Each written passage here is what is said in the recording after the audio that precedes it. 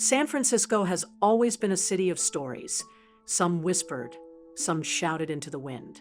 Ours began quietly, almost accidentally, when Mike knocked on my door one evening, asking for more time. The days had blended together long before I noticed, each one a carbon copy of the last. My life was predictable, safe, and achingly lonely. I filled my hours with work, editing manuscripts that belonged to other people's lives while mine sat neglected, gathering dust like forgotten furniture in an empty room.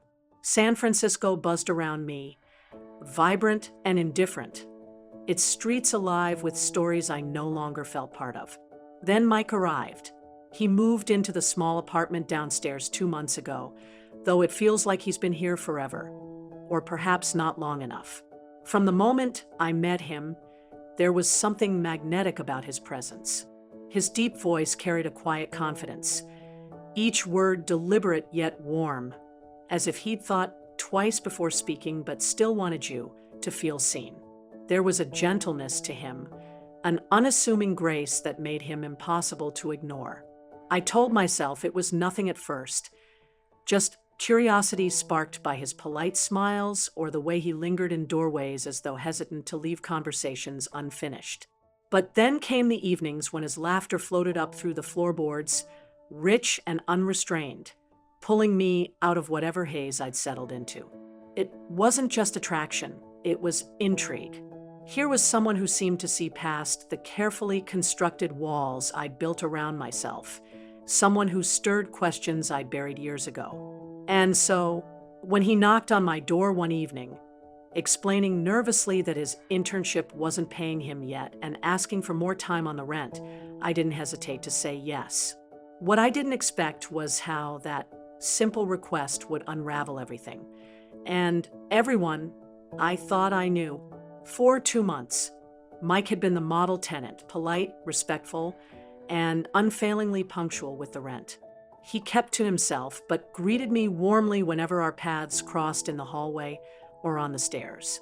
His presence was comforting without being intrusive, a quiet hum beneath the surface of my otherwise predictable life. But then came the evening when he knocked on my door, his usual confidence replaced by hesitance and vulnerability. "I need more time," he said, his voice soft, almost apologetic. His eyes avoided mine as if ashamed of asking for anything at all.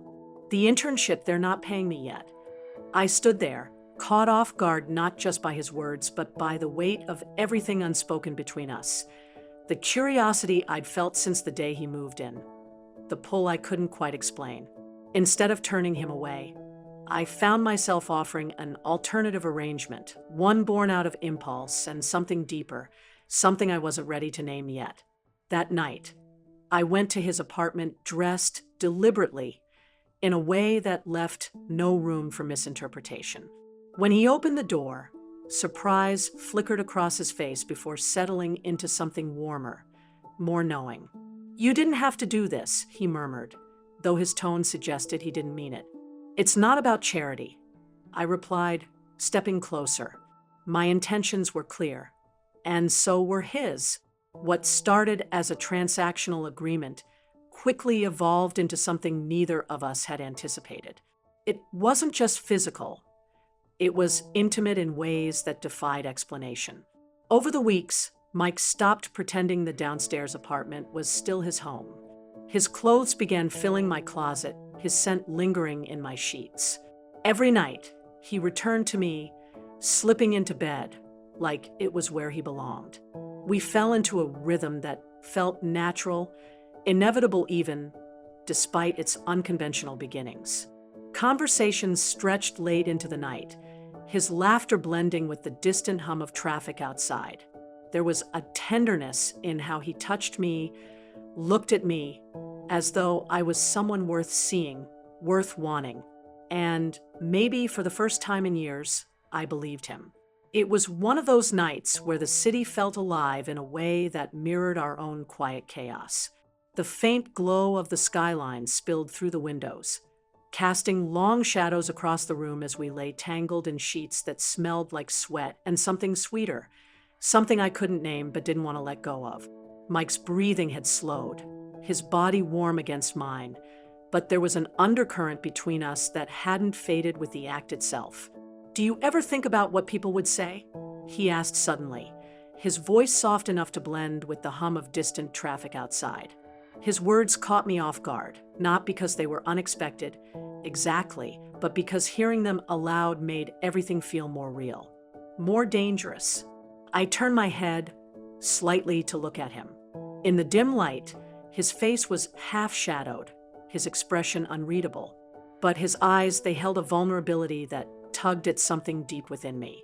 Here was this young man who had slipped into my life so effortlessly, yet carried a weight far beyond his years. And now, in this moment, he wasn't just asking about societal judgment. He was asking if I cared, if I regretted any of it. For a second, I considered lying, telling him what he might have wanted to hear.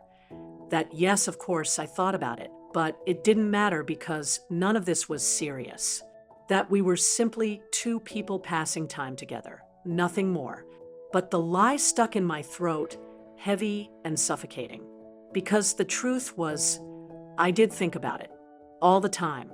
Every glance from a neighbor, every raised eyebrow, when someone noticed how often Mike seemed absent from his apartment.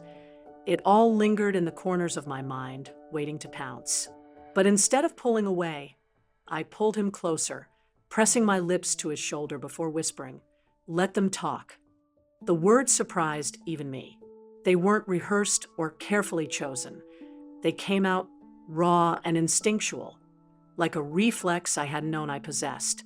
Let them talk, as if saying it could make it true, as if defiance alone could shield us from the consequences looming on the horizon. Mike didn't respond right away. He shifted slightly, turning toward me until our faces were inches apart. For a moment, neither of us spoke, the silence stretching thin but not uncomfortable. Then, almost imperceptibly, the tension eased from his features, replaced by something softer, something that looked like relief. "You mean that?" he murmured finally, searching my face for confirmation. "I do," I said, though my voice wavered just enough to betray the storm brewing beneath my calm exterior.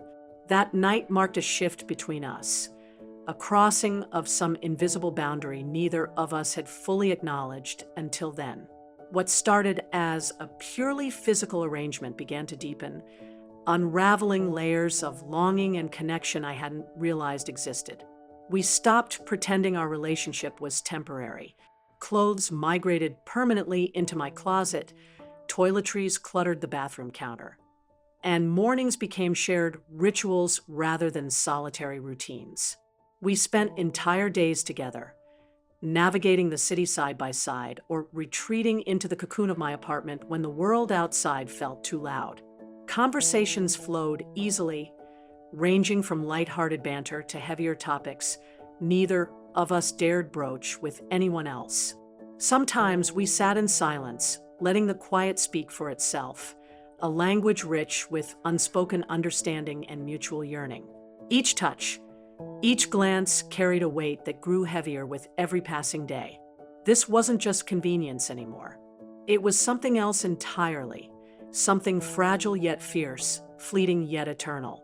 And though I knew the road ahead would be fraught with challenges, I couldn't bring myself to turn back. Not when Mike's presence filled spaces within me I hadn't even known were empty. Whatever this was between us, it defied logic, reason, convention. And maybe that's why it felt so achingly real.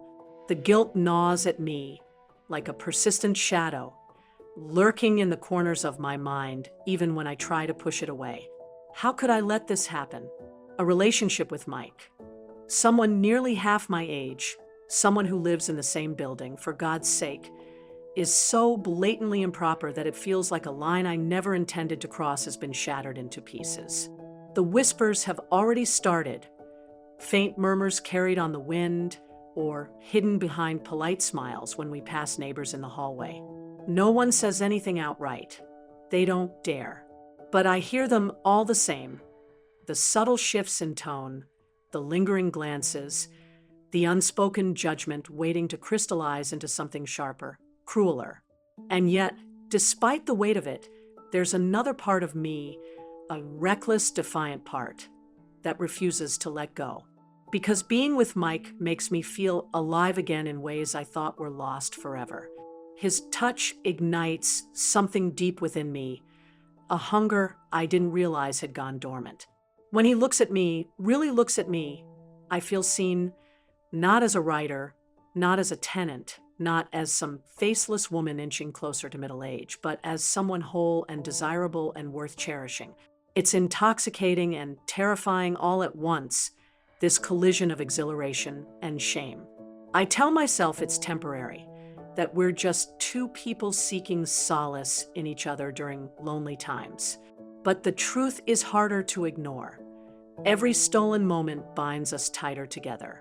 Every kiss, every quiet conversation over coffee, every lazy morning where his arm drapes across my waist.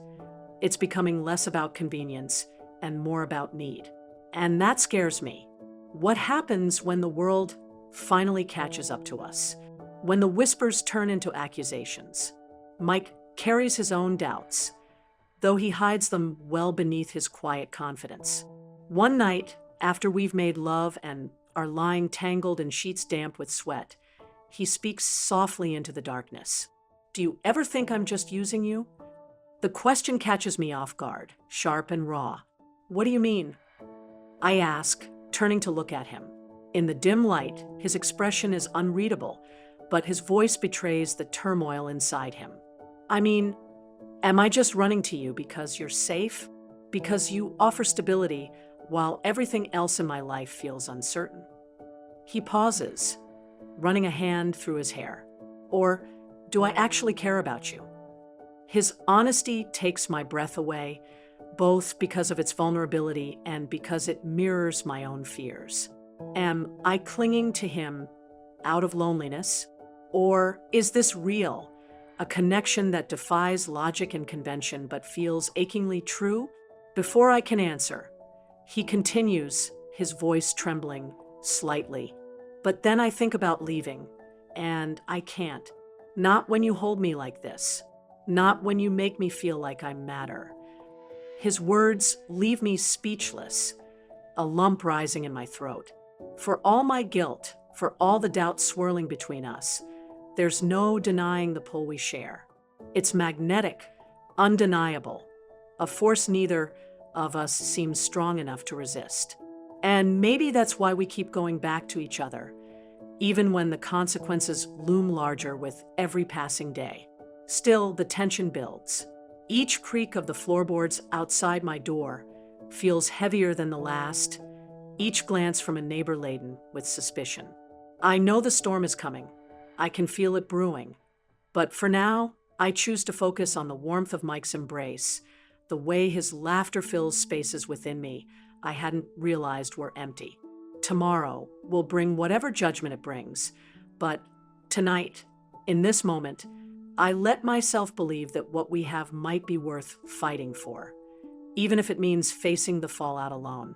One night, after a particularly heated argument about our future, the air between us felt heavy with unspoken fears. We had been dancing around this moment for weeks, skirting the edges of what we both wanted but were too afraid to admit. "What happens when this ends?" Mike asked suddenly, his voice trembling, breaking the silence that hung thick in the room. His eyes searched mine, raw and vulnerable, as if he already knew the answer but needed to hear it from me. I didn't have one. Not really. All I knew was that I didn't want it to end. Not now, maybe not ever. The thought of losing him, of returning to the hollow monotony my life had been before he walked into it, left an ache in my chest so sharp it took my breath away. So instead of answering, I reached for him, pulling him close, holding on like I could will time itself to stop just long enough for us to figure things out. That night, something shifted between us, a quiet resolve settling over the chaos. It wasn't just about convenience anymore. It never truly had been. This thing between us, whatever it was, burned brighter than logic or reason or societal expectations. And so, without saying much at all, we made a decision: no more pretending. No more acting like this was temporary, like we could slip back into separate lives once the novelty wore off. The next day, Mike handed over his keys to the downstairs apartment. He packed up his belongings, what little there were, and moved them upstairs to mine. It was a bold move, symbolic in ways neither of us fully articulated. By giving up his lease, he wasn't just moving in. He was choosing me, choosing us, despite the risks. Friends and acquaintances inevitably found out. Whispers followed us wherever we went, raised eyebrows at coffee shops, hushed gossip during neighborhood gatherings. Some looked at me with pity, others with disdain, assuming they understood the dynamics of our relationship better than we did. But none of that mattered, not to me, and certainly not to Mike. What they saw was surface level, filtered through their own biases and preconceived notions. They couldn't understand the depth of what we shared, the quiet moments where words weren't necessary, the way his laughter filled spaces within me I hadn't realized were empty, the way my embrace seemed to ground him when the weight of the world felt unbearable. To them, we were reckless, foolish even, throwing caution to the wind for something fleeting. But to us, it was anything but fleeting. We'd crossed a boundary, one that couldn't be uncrossed. There was no going back to how things were before, not for me and not for him. Our connection defied convention, challenged norms, and forced both of us to confront parts of ourselves we might otherwise have ignored. It wasn't perfect. Doubt still lingered at the edges of my mind, especially late at night when sleep refused to come. Was this sustainable? Could it last beyond the initial rush of passion and rebellion? Those questions haunted me, but they didn't scare me enough to walk away, because what we had was rare, precious. Even if it came with consequences neither of us fully understood yet. As Mike unpacked his last box, arranging books on my shelves like they belonged there all along, I realized something. Love like this doesn't fit neatly into boxes. It spills over, messy and unpredictable, refusing to conform to anyone else's rules. And maybe that was the point. Maybe love isn't supposed to make sense. It's supposed to feel real. And for the first time in years, I felt alive. Truly, undeniably alive. The whispers started small, like cracks in a dam, subtle at first, but impossible to ignore. Colleagues who once greeted me warmly now offered tight-lipped smiles or avoided eye contact altogether. Acquaintances muttered behind cupped hands when I passed by, their words sharp enough to cut even if they weren't meant for my ears. Some accused me of taking advantage of Mike's youth, painting our relationship as predatory and exploitative. Others pitted me, shaking their heads as though I were clinging desperately to something fleeting, a last-ditch effort to recapture what time had stolen from me. I felt the weight of their judgment pressing down on my chest. Each glance and hushed comment another stone added to the pile. But through it all, I refused to justify myself to anyone. What did they know about us? About the quiet moments we shared, the laughter that filled empty spaces within me, the way his presence made me feel alive again after years of feeling hollow? Their opinions didn't matter, not anymore. This was my life, not theirs, and I wouldn't let them dictate how I lived it. Mike faced his own share of criticism, though he bore it differently than I did. His peers saw him as naive, misguided, someone too young to understand the complexities of love, or perhaps too blinded by infatuation to care. They questioned why he'd choose someone like me over people his own age, implying that this was just a phase, a rebellion against convention that would fade with time. But Mike didn't waver. If anything, their doubts seemed only to strengthen his resolve. One evening, as we sat together on the couch, knees brushing beneath a shared blanket, he turned to me with an intensity that caught me off guard. "People don't understand us because we're not following their rules," he said firmly, his voice low but unwavering. but I'd rather live honestly than hide behind lies. His words struck something deep within me, a mixture of pride and fear, admiration and uncertainty. Here was this young man, barely out of his 20s, standing firm in a world determined to tear us apart. And yet, despite the challenges, our bond only grew stronger. We navigated the complexities of our age gap with patience and humor, finding ways to bridge the differences between us without letting them define us. Societal judgment lingered like a shadow, always present but never overpowering. Instead of pulling us apart, it pushed us closer together, forcing us to confront the truth of what we meant to each other. There were nights when doubt crept in, whispering cruel reminders of everything that could go wrong. Would he grow tired of me someday? Would the distance between our ages become insurmountable as time marched forward? Yet every morning brought clarity, a reminder of why we'd chosen this path despite its risks. For the first time in years, I felt truly seen, truly loved, not for some idealized version of myself, but for who I was, flaws and all. Mike had a way of looking at me that made the rest of the world fade into background noise. When he held my hand or kissed me softly, it wasn't just affection, it was acknowledgement. Acknowledgement of my strength, my vulnerability, my humanity. In his arms, I found a kind of freedom I hadn't known existed, a release from the expectations others had placed on me and the ones I'd imposed upon myself. Of course, the uncertainties of the future still loomed large.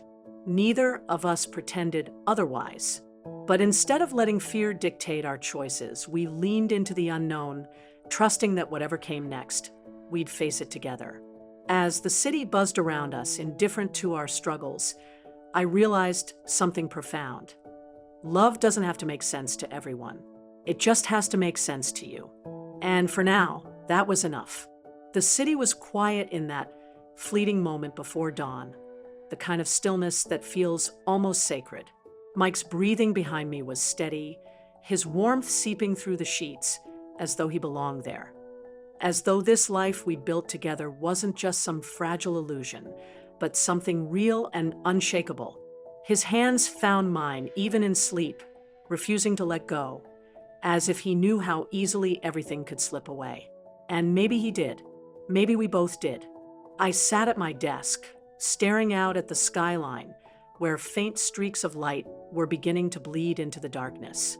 The hum of distant traffic mingled with the rhythm of his breath, a strange harmony that felt like ours alone. My mind wandered then, drifting over the months that had led us here. The whispered conversations late at night, the stolen glances when neighbors weren't looking, the way our lives had intertwined so completely it seemed impossible now to imagine them apart. What would people say about us? I wondered idly, tracing patterns on the wooden surface of the desk. Scandalous, irresponsible, reckless. Those words came easily enough. But beautiful? Would anyone see the beauty in what we had created, flawed and messy though it might be? Or would they dismiss it as indulgence, a rebellion against convention without meaning or purpose? And yet, sitting there with Mike's presence heavy in the room behind me, I realized none of it mattered. Not really. Love doesn't fit neatly into boxes. Not the ones society builds for it. Not the ones we try to construct ourselves. It spills over edges, defies logic, refuses definition. To call it wrong would be too simple. To call it right wouldn't capture its complexity either. All I knew was that it existed between us, raw and undeniable, and no amount of judgment from others could diminish that truth. Mike stirred softly, his voice groggy as he called my name. "You're up already?" "Couldn't sleep," I murmured, turning slightly to look at him. His hair was tousled, his face relaxed in that post-dream haze, and for a moment, all the doubts, the whispers, the fears, the weight of expectations faded away. Here was someone who saw me not as an age or a title or a role I played in someone else's story, but simply as myself. Flawed, uncertain human. He smiled faintly, reaching out to pull me back toward him. And I let him. For now, this was enough. This closeness, this connection, it was more than I'd allowed myself to hope for in years. Whatever came next, the fallout, the consequences, the inevitable unraveling of plans, we'd face it together. As dawn broke fully over the horizon, painting the sky in hues of gold and pink, I whispered softly to myself, almost imperceptibly, let them talk. Because love, I realized, isn't about fitting into their narratives. It's about writing your own, even if the ending remains unwritten. Throughout this journey, I've wrestled with questions that cut deeper than I ever imagined. Can love exist outside societal norms? Or is it inherently destructive when it defies expectations? With Mike or Ethan or Alex, it wasn't just rebellion against convention. It was a spark of something raw and real, something that made me feel alive in ways I'd forgotten were possible. Yet every stolen moment carried the weight of judgment, not just from others, but from myself. Was this love worth the cost of everything familiar? How do we reconcile our deepest desires with the consequences of pursuing them? That question haunted me late at night when the house was quiet, and all I could hear was the echo of my choices. Choosing Mike meant stepping away from safety, from vows I once believed defined me. But staying with Richard, or maintaining the boundaries between mother and son, aunt and nephew, would have meant sacrificing pieces of myself I wasn't ready to lose. The tension between what I wanted and what I owed others felt like walking a tightrope without a net. Living authentically, even if it means facing criticism and uncertainty, became the crux of my transformation. It's not about perfection or moral victories. It's about embracing imperfection while holding space for both regret and hope. This story isn't one of tidy resolutions or clear answers. It's an exploration of learning to live with the gray areas where love doesn't fit neatly into boxes. Sometimes the greatest act of courage isn't finding all the answers. It's choosing to keep going, even when you don't. In the end, these relationships force me to confront who I am versus who I thought I should be. They challenged me to redefine love, desire, and loyalty on my own terms, even as the world pushed back. And though the road ahead remains uncertain, I know one thing for sure. Following your heart, even down an unconventional path, is less about being right and more about being true to yourself.